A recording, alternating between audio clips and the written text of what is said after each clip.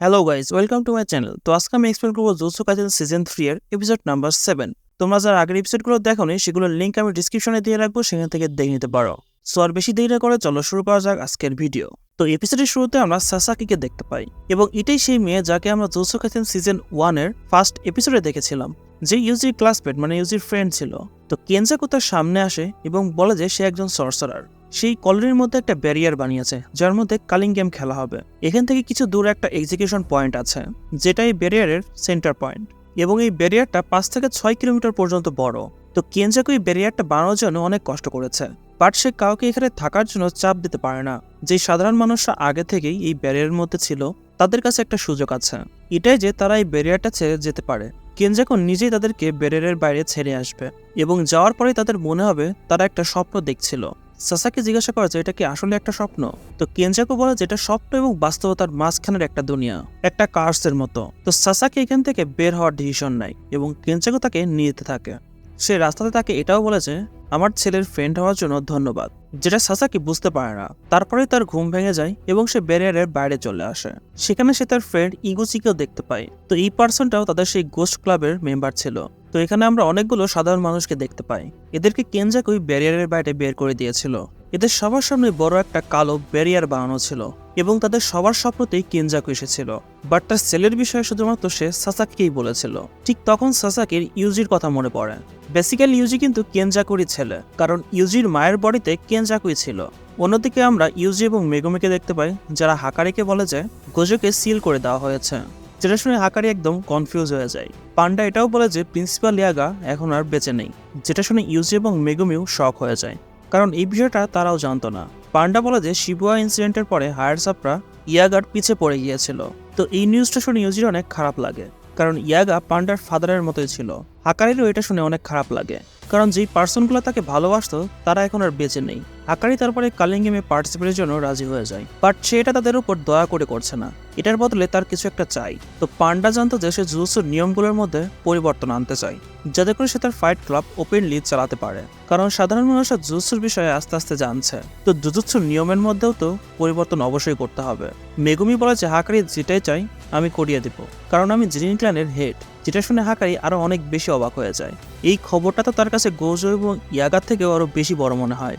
সে মনে মনে ভাবতে থাকে যে জেনিন ফ্যামিলির হাত যদি তার কাঁধে থাকে তাহলে সে যে কোনো নিয়মই বানাতে পারবে। দেন সে মেগুমিকে বলে যে আরে ভাই, আমাদের মধ্যে তো তাহলে ফ্রেন্ডশিপ করে নেওয়া উচিত। বাট বেচারা হাকারি এটাও জানে না যে মাকি অলরেডি জেনিন ক্ল্যানের সবাইকে মেরে দিয়েছে। তো তারপরে তারা সবাই ভাবতে থাকে যে কোন কলোনিতে কারা যাবে। ঠিক তখন তাদের কাছে একটা শিগামি চলে আসে, যে তাদেরকে কালিং গেমের নিউজ দিতে এসেছিল। এটাই যে কাশিমো নামের একটা প্লেয়ার 100 পয়েন্ট দিয়ে নতুন একটা নিয়ম অ্যাড করেছে। এটাই যে কেউ অন্য কোনো প্লেয়ারের ইনফরমেশন দেখতে পারবে, যেমনটা তার নাম, তার পয়েন্ট এবং সে কোন কলোনির ব্যারিয়ারে আছে। কোকানে বলে যে সে ইউজির অ্যাসিস্ট্যান্ট, যে গেমে থাকা সব ইনফরমেশন তাকে দিবে। তো এটা শুনে মেগুমি একদম চমকে যায়, কারণ ইউজি তো এখন পর্যন্ত গেমে এন্ট্রি করেনি, তাহলে এই কোকানে তার কাছে কিভাবে চলে আসলো? তার মানে ইউজি অলরেডি গেমের প্লেয়ার। তো তারা সবাই বুঝতে পারে যে এটার পিছে সুকুনার হাত আছে। সে 1000 বছর আগে কেনজাকুর সাথে সম্ভবত কন্ট্যাক্ট করে আছে, ঠিক যেমনটা বাকি সব সর্সারার্সরা করেছিল। এটাই যে কেনজাকু যদি তাদেরকে আবার জীবিত করে তাহলে তারা কালিং গেমে অবশ্যই পার্টিসিপেট করবে। বাট মেগুমির এটাই মাথায় আসছিল না যে সুকুনার ফিঙ্গার ইউজি তো নিজের ইচ্ছায় খেয়েছিল, যার কারণে সুকুনা তার মধ্যে জীবিত হয়েছে। তার মানে এটাও কেনজাকুর কোনো মাস্টার প্ল্যান ছিল। তারপরে তারা সবাই বাকি সব প্লেয়ারের লিস্ট দেখা শুরু করে, যেখানে তারা কাশিমোর বিষয়ে জানতে পারে, যে অলরেডি 200 পয়েন্টস আর্ন করে নিয়েছে, যার মানে সে কম করে 40টা মানুষকে এলিমিনেট করেছে। দেন মেগুমি ভাবতে থাকে যে তারা যদি সেই পার্সনটাকে আরও একটা নিয়ম যদি অ্যাড করার জন্য মানিয়ে নিতে পারে তাহলে তাদের কাউকে মারতেই হবে না। তো তারা কোগানেকে জিজ্ঞাসা করে যে এমন আর কোনো প্লেয়ার আছে যারা 100 পয়েন্ট পূরণ করেছে। তো কাশিমো ছাড়া শুধুমাত্র আর একজন প্লেয়ার ছিল যার 100 পয়েন্ট পূরণ হয়েছিল, তার নাম ছিল হিগুরুমা। তো মেগুমির প্ল্যান ছিল যে এদের মাধ্যমে এমন একটা রুল অ্যাড করা যাতে করে সুমিরির মতো নর্মাল মানুষরা গেম থেকে বাইরে বের হতে পারে। তো ফার্স্টে তো তাদের রোল নাম্বার 8টাকে ঠিক করতে হবে, যেটা ছিল কোনো প্লেয়ারের যদি পয়েন্ট 19 দিনের মধ্যে না বাড়ে তাহলে তাদের এলিমিনেট করে দেওয়া হবে। তো তারা একটা নতুন নিয়ম অ্যাড করবে, প্লেয়ার একে অন্যকে পয়েন্ট ট্রান্সফার করতে পারবে। এতে করে প্লেয়াররা একে অন্যের মধ্যে তাদের পয়েন্ট ভাগ করে নিতে পারবে, এবং তাদেরকে কাউকে মারারও কোনো প্রয়োজন পড়বে না। এবং সেকেন্ড নিয়ম অ্যাড করবে যে প্লেয়াররা তাদের পয়েন্ট ইউজ করে গেম ছেড়ে চলে যেতে পারবে। হাকারি বলে যে এত বড় রুল তো গেমকে ইন করে দেবে, এই টাইপের রুলগুলোকে গেম মাস্টার কখনোই মানবে না। মেগুমি বলে যে আমরা এই রুলের মধ্যে একটা কন্ডিশনও রাখবো, এটাই যে প্লেয়ার গেমের বাইরে বের হবে তার জায়গাতে সে অন্য একটা নতুন প্লেয়ারকে ভেতরে পাঠিয়ে দিবে। তো তাদের প্ল্যান রেডি হয়ে গিয়েছিল। এখন তাদের এঞ্জেলকে খোঁজা বাকি ছিল, যে গোজোকে প্রিজম র্যাম থেকে রিলিজ করতে পারবে। তার সাথে সাথে এদেরকে কাশিমো এবং হিগুরোমাকেও খুঁজে বের করতে হবে, তাদের দিয়ে 2টা নিয়ম অ্যাড করানোর জন্য। তো তারা প্লেয়ারের লিস্টে অ্যাঞ্জেলের নাম খুঁজেই পাচ্ছিল না। পান্ডা বলে যে তার আসল নাম সম্ভবত অন্য কিছু হতে পারে, বাট টেঙ্গেন তাদেরকে বলেছিল যে অ্যাঞ্জেল টোকিওর 2 নম্বর কলোনিতে আছে। হাকারি জিজ্ঞাসা করে সে দেখতে কেমন। মেগুমি বলে যে যখন তুমি তাকে দেখবে তখন তুমি এমনি বুঝে যাবে সেই অ্যাঞ্জেল। হাকারি বলে যে সে এবং পান্ডা কলোনি নাম্বার 2তে যাবে, ওইদিকে মেগুমি এবং ইউজি নাম্বার 1 কলোনিতে যাবে, এবং কিরারা ব্যারিয়ারের বাইরেই থাকবে। কাশিমো সবথেকে স্ট্রং প্লেয়ার মনে হচ্ছে, তো যার কারণে হাকারি গিয়ে তার সাথে ফাইট করতে হবে। ওইদিকে পান্ডা তার স্মেলের সাহায্যে অ্যাঞ্জেলের খোঁজ করবে। তো কিরারা জিজ্ঞাসা করে যে সে তাদের সাথে কেন যেতে পারবে না। তো হাকারি বলে যে ইউতো যখন থেকে ব্যারিয়ারের মধ্যে গিয়েছে সে তাদেরকে কোনো কল করেনি, যার মানে ব্যারিয়ারের ভিতরে যাওয়ার সাথে সাথেই তাদের বাইরের দুনিয়ার সাথে কানেকশন কাট হয়ে যায়। তো বাইরের খবর রাখার জন্য তো কাউকে থাকতেই হবে। ইউজি চাচ্ছিল না যে সে এবং মেগুমি একই কলোনিতে যাক, কারণ সে ভয় পাচ্ছিল সুকুনা মেগুমির সাথে কোনো কিছু করে না দেয়। বাট মেগুমি বলে যেমনটা কিছুই হবে না, হাকারি যে প্ল্যানটা করেছে সেটাই সঠিক। দেন পরের দিন তারা সবাই মানে 12ই নভেম্বর তারা সবাই ব্যারিয়ারের কাছে পৌঁছে যায়। কোকানে তাদেরকে এক্সপ্লেন করে যে এই ব্যারিয়ারের মধ্যে কালিং গেম চলছে, তারা যদি এর মধ্যে এন্টার করে তাহলে তারাও এই গেমের প্লেয়ার হয়ে যাবে। ইউজি, মেগুমি, হাকারি এবং পান্ডা এটার জন্য হ্যাঁ বলে দেয়। নাম্বার 1 কলোনির মধ্যে আমরা হানিও নামের একটা মেয়েকে দেখতে পাই, যে ওয়াকিটকির মাধ্যমে রিন নামের একটা ছেলের সাথে কথা বলছিল, জিজ্ঞাসা করছিল যে আর কতক্ষণ টাইম লাগবে। ওইদিকে রিন আকাশের দিকে তাকিয়ে কোনো একটা জিনিসের ওয়েট করছিল।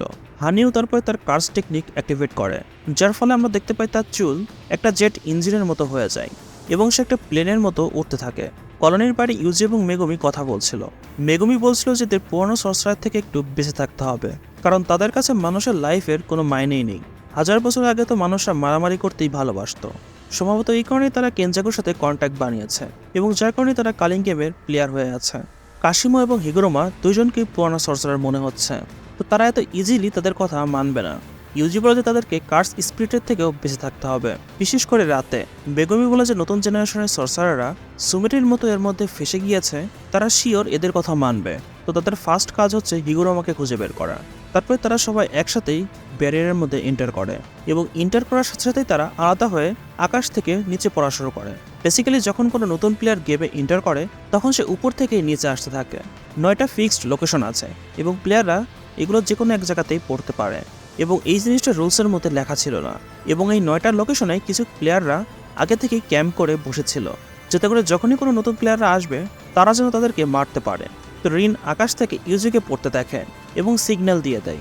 তখন হানিও উড়ে চলে এসে ইউজিকে একটা অ্যাটাক করে দেয় এবং তারা দুইজনে একটা বিল্ডিংয়ে গিয়ে বাড়ি খায়। হানিওর এই অ্যাটাকে মানুষের অবস্থা একদম খারাপ হয়ে যায়, বাট সে অবাক ছিল যে ইউজির কিছুই হয়েছিল না। তো সে বুঝতে পেরে যায় যে ইউজি অনেক শক্তিশালী। সে তার পার্টনারকেও তার কাছে ডেকে নেয়।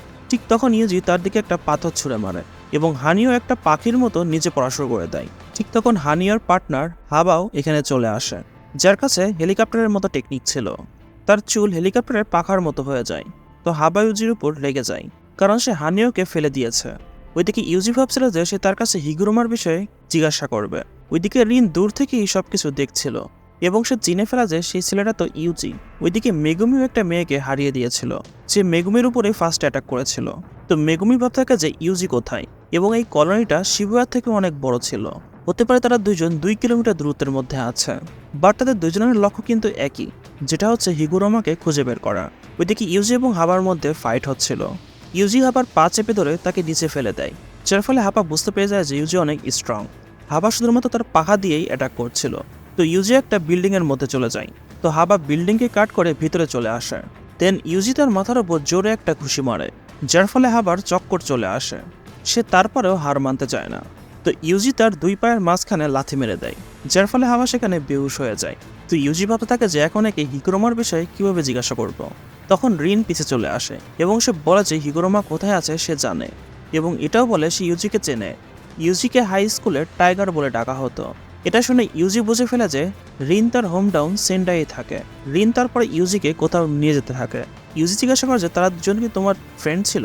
তো রিন বলে যে সে কোনো উপায় না পেয়ে তাদের সাথে কাজ করছিল, নাছাড়া তারা তাকেও এলিমিনেট করে দিত। তো রিন বলে যে হিগুরোমা ইকেবোকো নামের একটা জায়গাতে আছে। অন্যদিকে সেই মেয়েটা যার নাম থাকে রেমি, সেও বলে যে সে জানে হিগুরোমা কোথায় আছে। সে মেগুমিকে তার লোকেশন তখনই বলবে যদি মেগুমি তার নাইট হয়ে তাকে প্রোটেক্ট করে। মেগুমি বলে যে যদি তুমি মিথ্যা বলো তাহলে তুমি শিওর এটার জন্য শাস্তি পাবা। মেগুমি বেসিক্যালি ইউজির মতো না, যদি পয়েন্টস বাড়ানোর জন্য কাউকে মারতে হয় তাহলে সে এক পাও পিছে সরবে না। সে এটাও জানতে পারে যে রেমি কোনো পুরানা না, নতুন একজন সর্সারার। রেমি বলে যে সাধারণ মানুষকে তো বাইরে যাওয়ার জন্য সুযোগ দেওয়া হয়েছিল, বাট আমাদের মতো সর্সারার যারা আগে থেকে এখানে থাকছিল আমাদের এই সুযোগটা দেওয়াই হয়নি, এবং আমাদের জন্য এই কালিং গেম 12 দিন আগেই শুরু হয়ে গিয়েছিল। তো তারা যদি ফাইটটা করে তাহলে তাদেরকে এলিমিনেট করে দেওয়া হবে, এবং সবাই শুধুমাত্র এখানে সার্ভাইভ করারই চেষ্টা করছে। মেগুমি বুঝতে পেরে যায় যে পুরানা সর্সারাসরা তো হারামি আছেই, বাট নতুন সর্সারাসরাও তাদের জন্য বিপজ্জনক হতে পারে, এবং এই বিষয়টা ইউজির জানা ছিল না। দেন রেমি বলে যে হিগুরোমা শিনজুকু এরিয়াতে আছে। তো এখানে ইউজি এবং মেগুমি দুজনকেই হিগুরোমার আলাদা আলাদা লোকেশন বলা হয়েছে। এখন এদের দুজনের মধ্যে কি সত্যি বলছে এবং কে মিথ্যা বলছে সেটা তো আমরা পরের এপিসোডেই দেখতে পাবো।